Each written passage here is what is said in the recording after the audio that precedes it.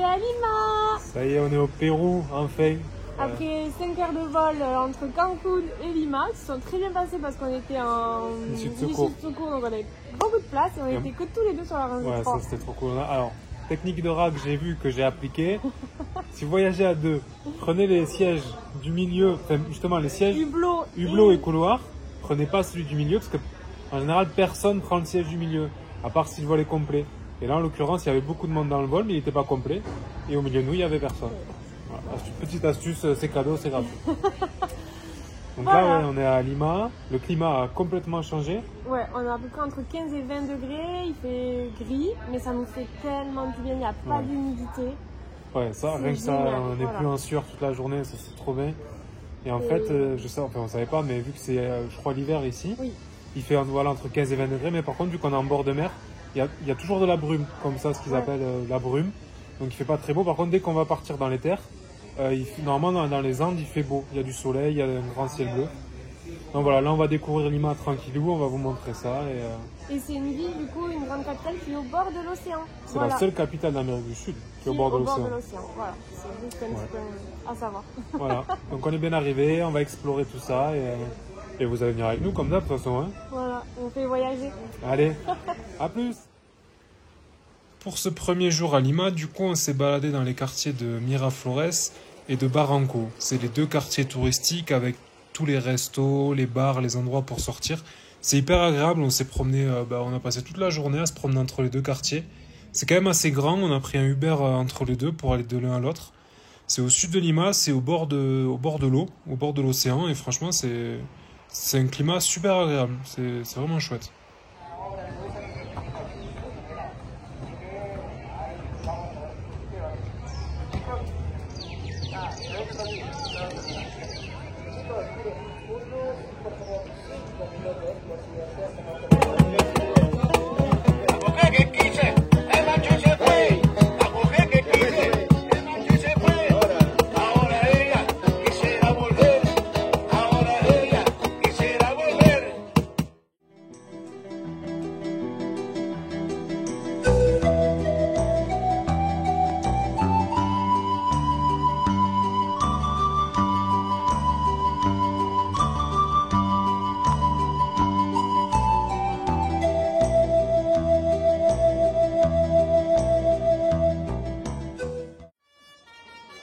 Aujourd'hui, nouvelle journée, on devait traverser la ville pour aller au centre historique et finalement en sortant de l'auberge, on s'est aperçu qu'il y avait plein de musique et plein de gens dans la rue.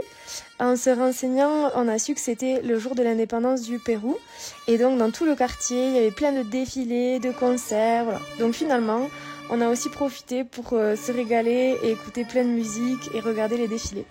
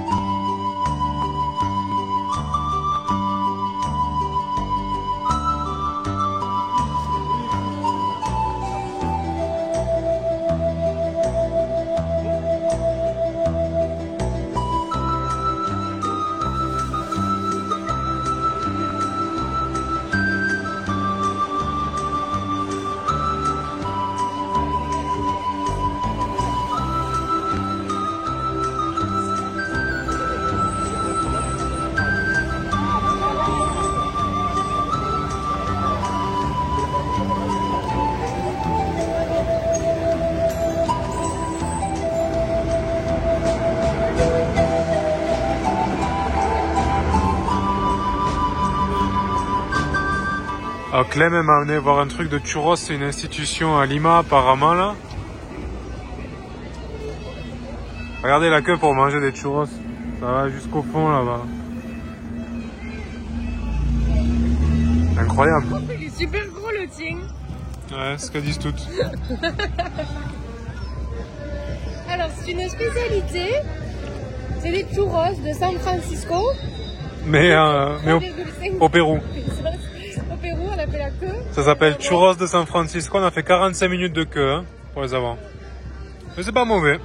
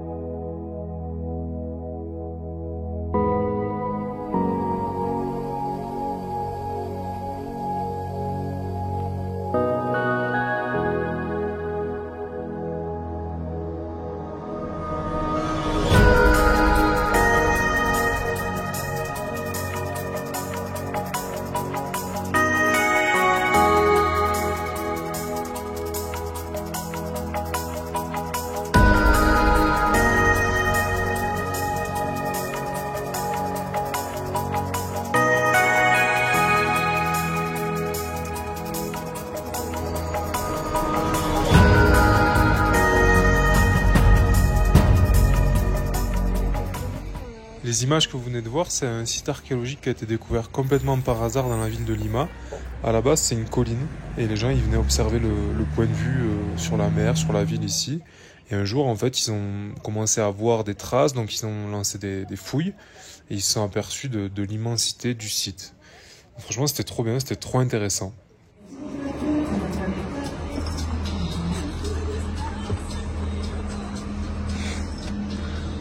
On vous a pas dit, mais avec Lem, on s'est lancé dans une aventure là. 17 heures de bus. Ouais. On est parti pour 17 heures pour aller rejoindre un petit truc là. Ouais.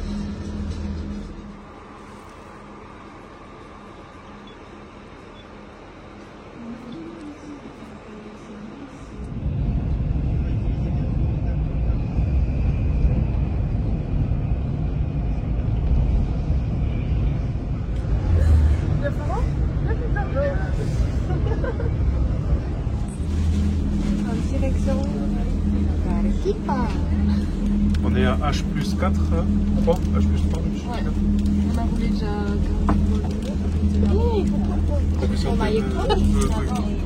On fait un point plus tard encore.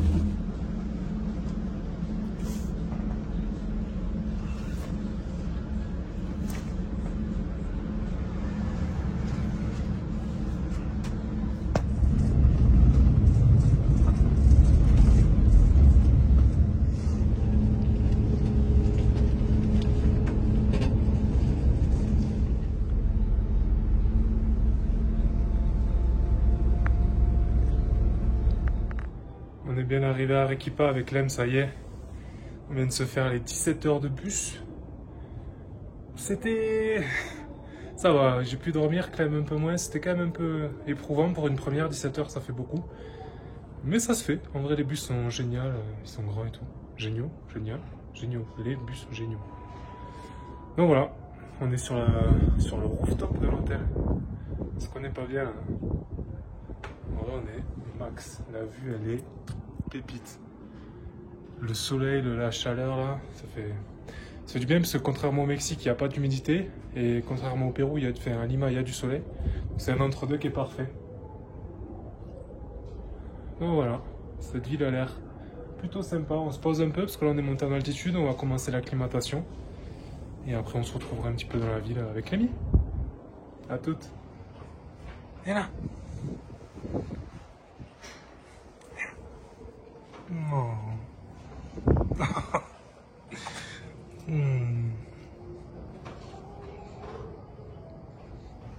Trop mignon. Trop choupi.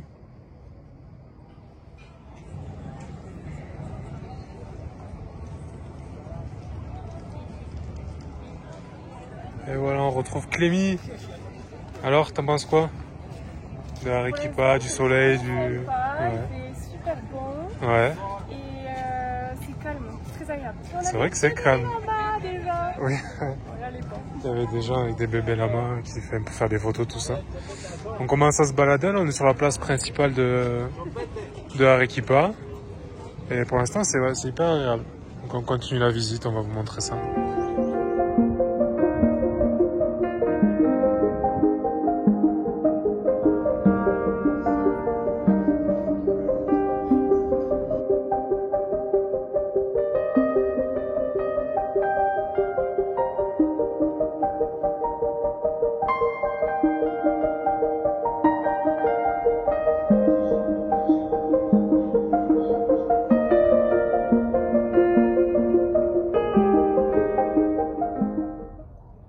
Dans Arequipa, on a pu visiter un petit musée gratuit, ce qui nous explique comment utiliser la laine de lama et d'alpaga pour pouvoir faire des tissus, des chemins de table, des vêtements. On voit deux dames qui sont en train de broder justement avec la laine d'alpaga. Et on a aussi pu voir donc des lamas et des alpagas qu'on a pu nourrir. On a bien rigolé.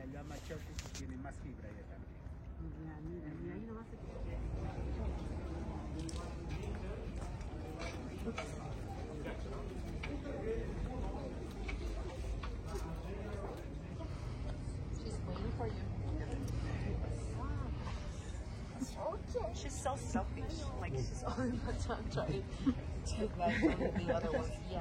She's like one selfish.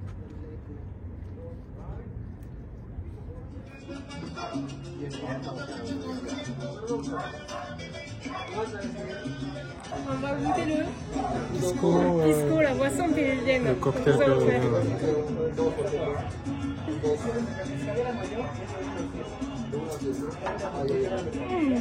Très bon. Ouais. C'est sucré. Je sais pas s'il y a de l'alcool dedans. Il y a de l'orange, ouais, mais c'est très léger, je pense.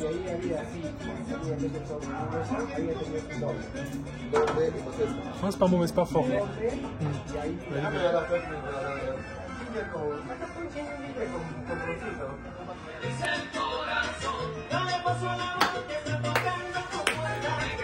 Deuxième chance. Troisième chance.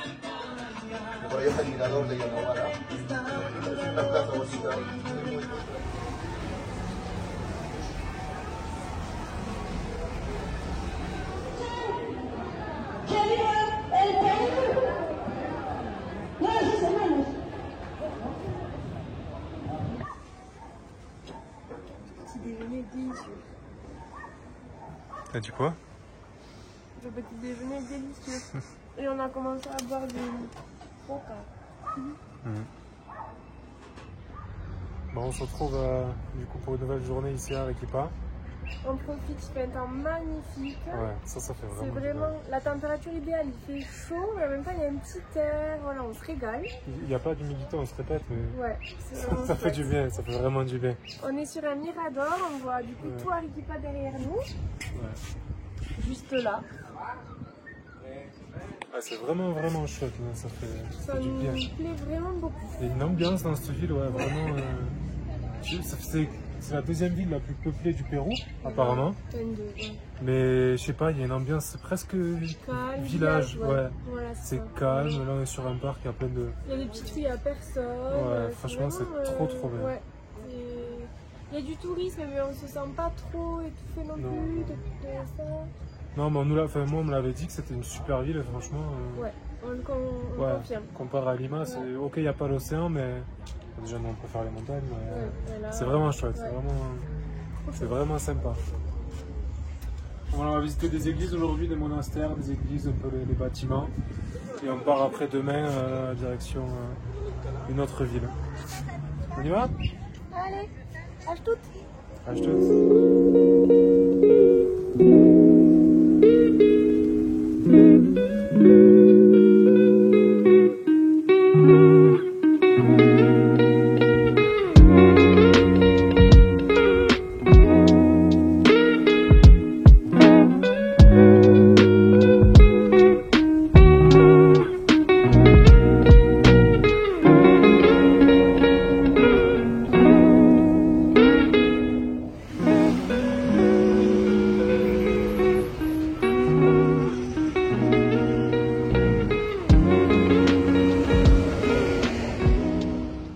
Bon, là, avec Clem, du coup, on est parti visiter le couvent de Santa Catalina, au centre d'Arequipa. C'était vraiment incroyable. On a fait la visite guidée avec une guide, justement, qui parlait français. C'était genre rien, c'était 10 sols par personne, ce qui fait à peu près 2-3 euros. Et c'était hyper intéressant. Et en fait, on a appris que le couvent, c'était le plus grand couvent du monde. Ça fait plus de 20 000 mètres carrés, ouais, ça fait 2 hectares de superficie à peu près. Et Arequipa, c'est connu pour être une ville, enfin le couvent, ça s'appelle la ville dans la ville en fait. C'est tellement grand. En fait, les sœurs qui vivaient là, elles n'avaient pas besoin de sortir du couvent, il y avait tout dedans. Et c'était vraiment hyper intéressant. Ah oui, et j'ai oublié de vous dire, mais à la plus grande époque du couvent, il y avait plus de 450 sœurs qui vivaient dedans, pour se rendre compte un peu de l'immensité du couvent. Et aujourd'hui d'ailleurs, il y en a encore une vingtaine. Des volontaires de 18 à 90 ans qui vivent dans le couvent, mais aujourd'hui ils ont le droit de sortir, de voir du monde, de vivre un peu plus normalement, entre guillemets. Regardez votre influenceuse préférée. Pour Polarstep. Alors, je vais faire la guide. Ouais. Là, c'était le lavoir. Bon, on n'entend rien à ce qu'elle dit, mais en gros là c'était le lavoir ou les bonnes sœurs. Vas-y, je refais. Ah non. Alors, là, c'était le lavoir. Ouais. Les bonnes sœurs lavaient le linge. Et l'astuce, c'est la petite pierre au niveau ici. Et ça permet de faire couler l'eau. Ça fait le robinet. On voit pas bien, mais... Du génie.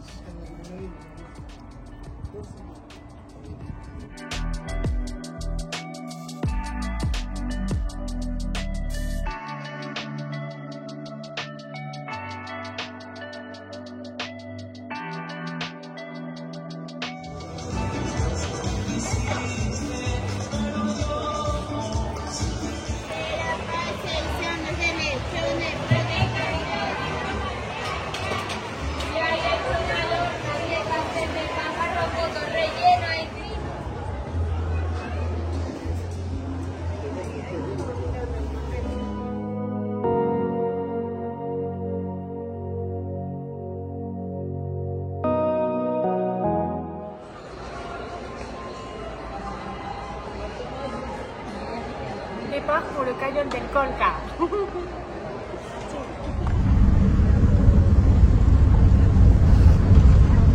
On va passer un col à 4007. Ah ouais, j'étais pas au courant. 4500. 4700 Oui. 4700. C'était l'info du jour. Là. On a les bonbons. C'est peut-être la dernière fois qu'on parle, vous et nous. Je te filmerai en train de suffoquer. Voilà, on verra.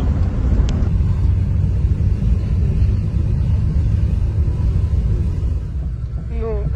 Découverte des feuilles de coca. Ça y est. Première prise. Allez, on va faire la soirée.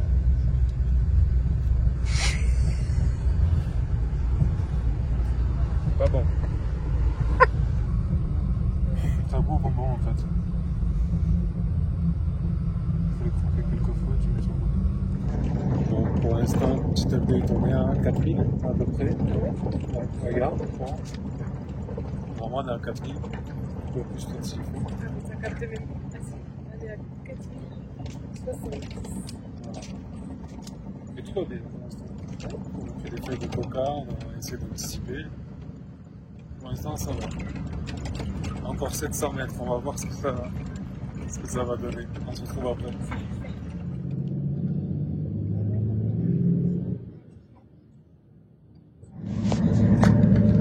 Ça y est. On est à 4007, on arrive en haut du col. Là. Et en fait ça va. On a pris des feuilles de coca, on a pris des bonbons. 4710. En gros c'est 4007. Pour l'instant c'est ok l'acclimatation. Oui, mais je pense que voilà, pour l'instant on gère. C'est plutôt une bonne nouvelle. Enfin, moi j'appréhendais un peu l'altitude parce que déjà au Mont Blanc j'étais pas bien donc je me suis dit ici. Bon. Mais pour l'instant, elle reste. Du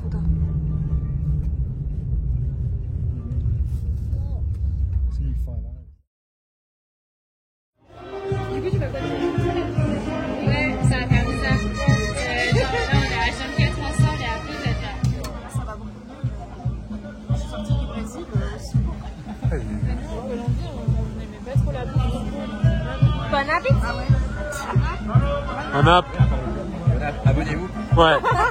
Pensez à ça les gars. C'est notre premier soir à Cabana Condé, c'est le village de départ pour le canyon d'El Colca et on est arrivé en plein milieu d'une fête de village avec du coup un feu d'artifice, plein de gens qui dansent et c'était trop génial, on a pu vraiment danser avec des locaux, se prendre en photo, on a tous rigolé, c'était vraiment une super soirée.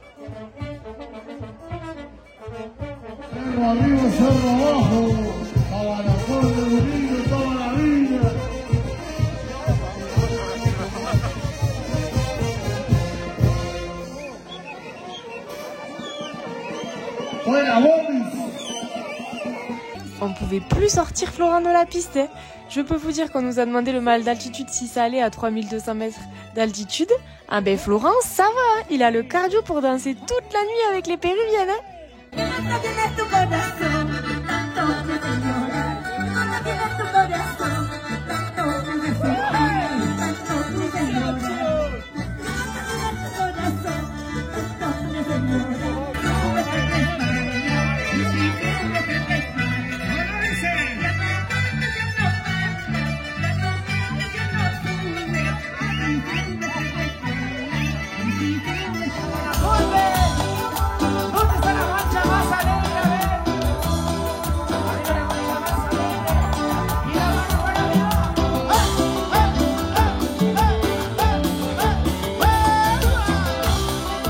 Après la danse péruvienne et le boys band des années 2000 en cuir rouge, on a eu droit à un feu d'artifice incroyable. Bon, c'est pas du tout comme chez nous, bien entendu. En fait, c'était sur une structure en bois. Et d'ailleurs, ils ont mis un mois entier à construire la structure avec les feux d'artifice. C'est incroyable. Et vous allez voir les images, franchement, ça vaut le coup.